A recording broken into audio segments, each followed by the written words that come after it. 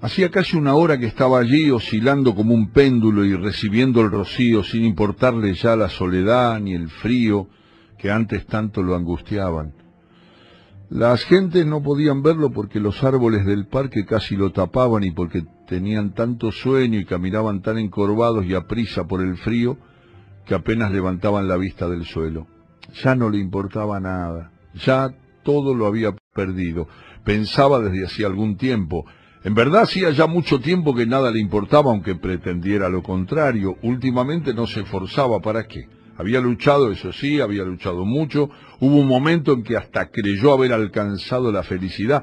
Tuvo una mujer que lo quiso y lo atendió con amor, y tuvo 2 hijos, y el mundo le resultaba menos hostil, mucho menos hostil que antes y después.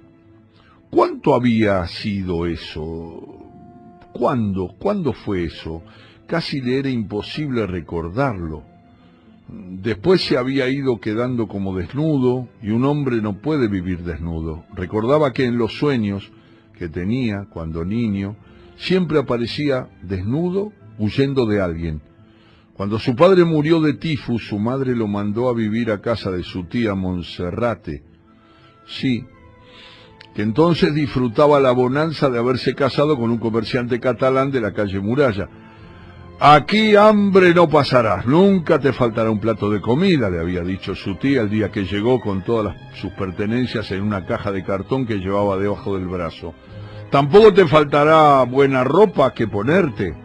Por ahí, por los escaparates, hay montones de ropa de mi hijo Francisco que está como nueva. Francisco era 2 años mayor que él y además era más corpulento. Su tía Monserrate tenía razón, nunca le faltó ropa ni comida tampoco, ni dinero. Su tía guardaba monedas de oro en un rincón oculto del escaparate y jamás notaba, o parecía no notar, las que él le robaba. Tampoco le faltaba libertad. Tenía, la verdad, más libertad allí que en casa de su madre. A nadie le preocupaba nunca a dónde iba o a qué hora entraba o salía. Hoy se había levantado muy temprano. Desde siempre tenía la costumbre de levantarse más temprano todavía. Todas las noches soñaba con una figura que los perseguía. Nunca podía saber quién era y apenas dormía por la inquietud. Antes de que comenzara a aclarar, ya estaba en pie. Con la casa todavía a oscuras, se ponía a caminar despacio, con una mano en la espalda y la otra tocándose los pelillos de la nariz, arrastrando muy quedo las pantuflas. A veces conversaba en la cocina con su mujer. Un día su yerno, Francisco, lo sintió hablando y vino a preguntarle con quién hablaba, y él se le quedó mirando y no le contestó. Ahora su mejor arma era el silencio. Todas las mañanas iba a la cuna de su nieta, por la que sentía un especial cariño, y se le quedaba mirando largo rato. En verdad no la miraba, pensaba en cosas del pasado. Ahora siempre pensaba en cosas del pasado. Le gustaba verla allí tranquila, indefensa y frágil. De ella no tenía que protegerse como de los demás. A veces quedarse callado o inmóvil no bastaba. Entró en el cuarto de la niña, se inclinó para cubrirle las piernas con la frazada, le tocó el pelo. La niña movió la cabeza, se quedó un rato más frente a ella. «Se la quieren llevar, Rosa», dijo juntando las manos en el pecho. «Se la quieren llevar». La mañana que nació su hija Enriqueta, un compañero vino a avisárselo con gran júbilo, y después su jefe le dijo que se podía marchar, pero él decidió quedarse trabajando. En su casa pretextó que no había podido ausentarse. Después de las felicitaciones de sus compañeros y de los chistes, se quedó solo frente al automóvil que estaba arreglando.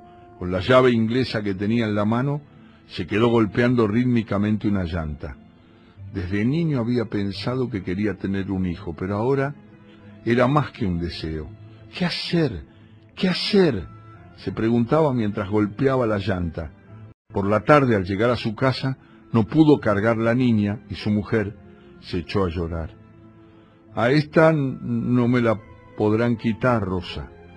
Se alejó de la cuna de su nieta frotándose las manos rítmicamente. Fue a la cocina, echó agua en un jarro, lo puso en la hornilla de gas y la encendió. Se volvió a frotar las manos, dio unos pasos, abrió un armario, sacó un pedazo de cuerda que había guardado desde hacía unos días, la estiró en el suelo y mientras la miraba volvió a tocarse los pelillos de la nariz. Después la enrolló y la puso encima de la mesa.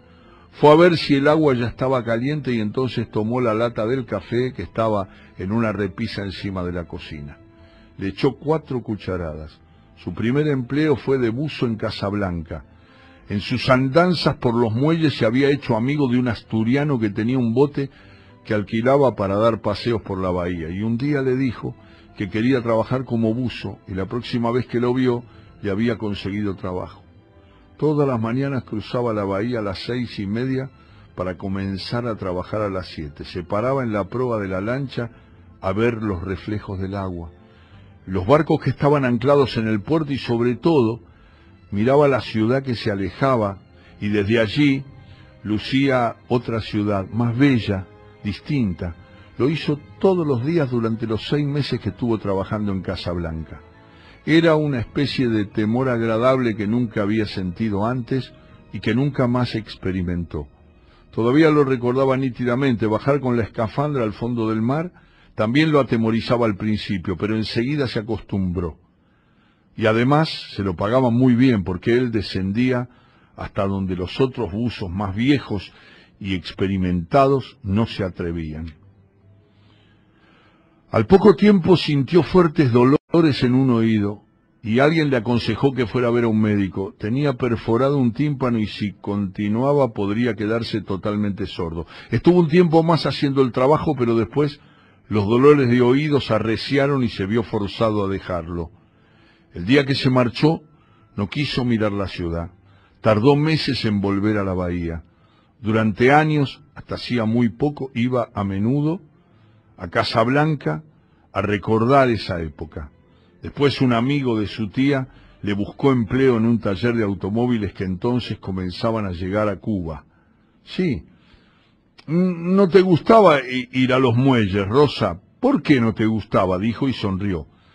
Terminó de colar el café, hirvió la leche, tomó la cuerda que estaba encima de la mesa y probó su resistencia tirando de ella con las manos. Después volvió a ponerla encima de la mesa, se sirvió una taza de café con leche y tomó un pedazo de pan del día anterior, que siempre prefería al pan fresco. Antes de empezar a tomar el café con leche, fue a buscar el diario, que todas las mañanas el repartidor lanzaba al balcón. Todavía estaban encendidas las luces del alumbrado público y en algunas de las casas cercanas se veían luces encendidas también, pero ya estaba amaneciendo. ¿Dónde está Roberto, Rosa? Cuando nació su hijo Roberto, todas las tardes llegaba del trabajo y lo tomaba de la cuna y lo llevaba al balcón de la casa en que vivían entonces. El niño le pasaba los dedos por los pelillos de la nuca y él sonreía. Sintió frío y contrajo los músculos de la espalda. Se frotó las manos y se acercó al balcón para mirar hacia abajo. Vio al soldado que siempre estaba de guardia en la puerta del edificio y una mujer con unos paquetes que penetró en un automóvil. El gato blanco y negro de la vecina de al lado salió del edificio y cruzó la calle.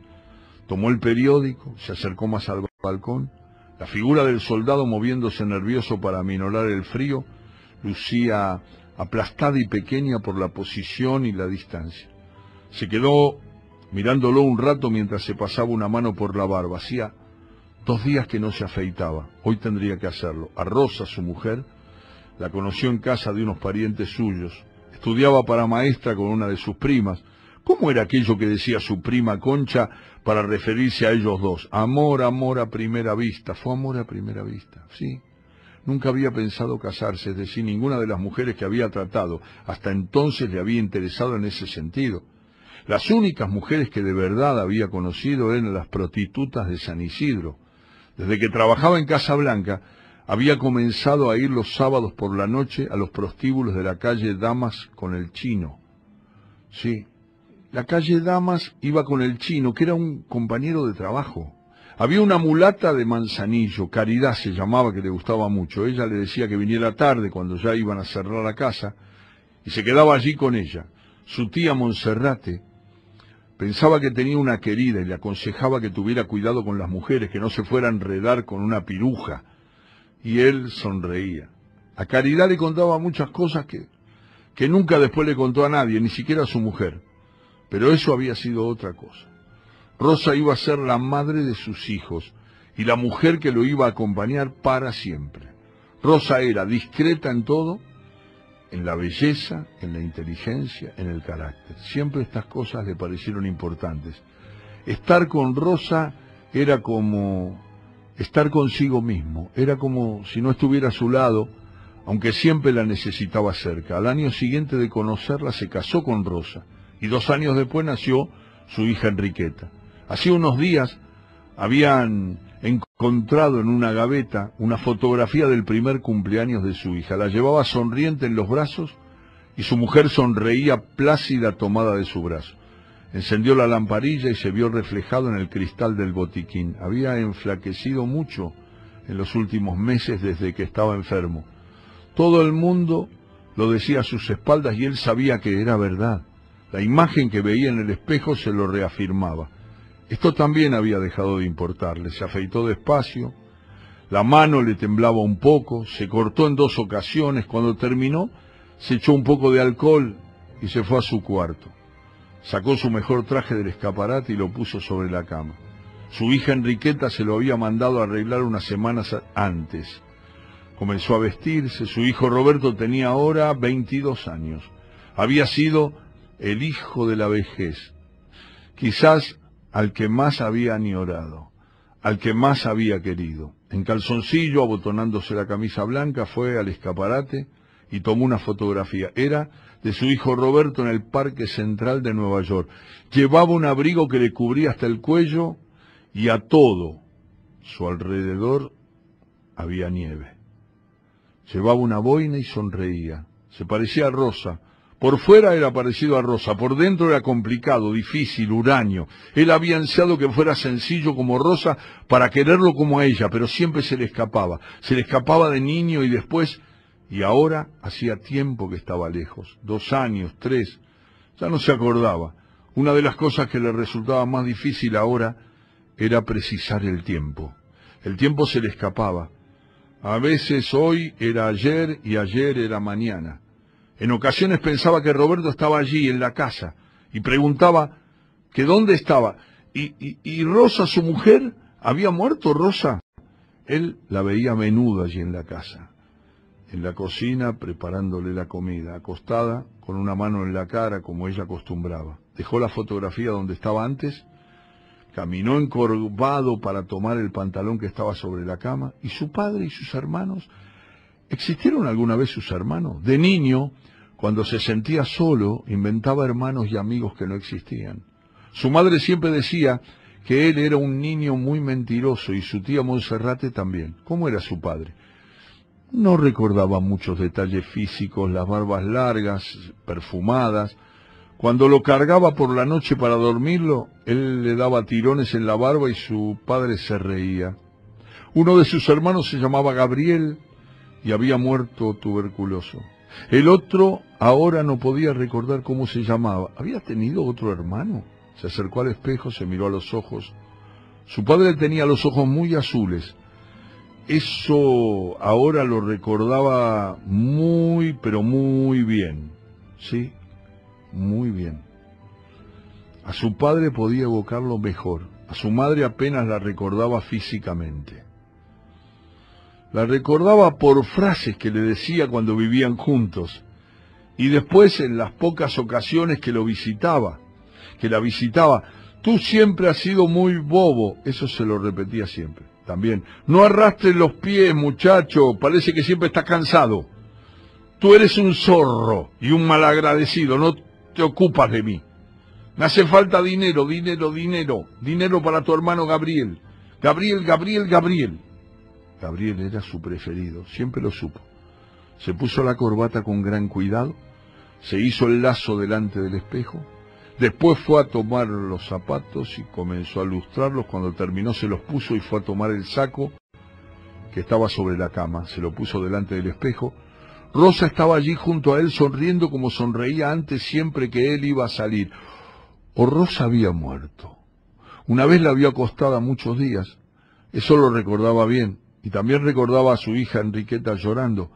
A veces en los últimos tiempos pensaba que Rosa estaba en otro lugar y que tenía que ir a buscarla, aunque a veces Rosa venía, como ahora, y lo acompañaba todo el día. Terminó de peinarse, se pasó las manos por las cejas, buscó a Rosa y ya no estaba. Rosa, dijo en voz alta, no te vayas, hoy no te vayas, hoy tienes que estar junto a mí, hoy no puedes dejarme solo. Salió caminando despacio para la cocina. Rosa, hoy no te puedes ir, me tienes que acompañar ahora. Y le dices a Roberto que venga, él también tiene que estar aquí junto a nosotros ahora. Es importante que estemos juntos. Tomó la cuerda que estaba sobre la mesa y salió caminando. Se irguió y dejó de arrastrar los pies. Rosa estaba a su lado y Roberto estaba en la terraza. Roberto los esperaba en la terraza. Ahora era importante que estuvieran juntos los tres. Nunca antes había sido tan importante. Llegó a la terraza y comprobó dentro de un momento, sería de día. Sí, de día. Se acercó al balcón. El soldado seguía dándose paseos y soplándose las manos. Ahora él no sentía frío. Y preguntó, ¿y tú, Rosa? Tomó una punta de la cuerda y la pasó por el pasamanos del balcón, hizo un nudo doble y comprobó si era sólido. Roberto, que esté aquí junto a nosotros, Roberto. Sí, que no se vaya a ir, Rosa. Aquí junto los tres, por favor, es importante. Yo nunca pido nada, Rosa. Se pasó la soga por el cuello, se hizo el doble nudo rápidamente. Así, junto a los tres, importante, tú lo sabes, Rosa, lo hemos conversado. Pasó primero una pierna por el balcón y después la otra. Y la niña Rosa, sí, quizá la niña debía estar aquí junto a nosotros. Miró hacia adentro de la casa. Por lo menos los tres, como siempre yo he querido, Rosa. Se lanzó al vacío. La cuerda sacudió el balcón cuando él llegó abajo. Espérame, Rosa. Y después quedó oscilando como un péndulo.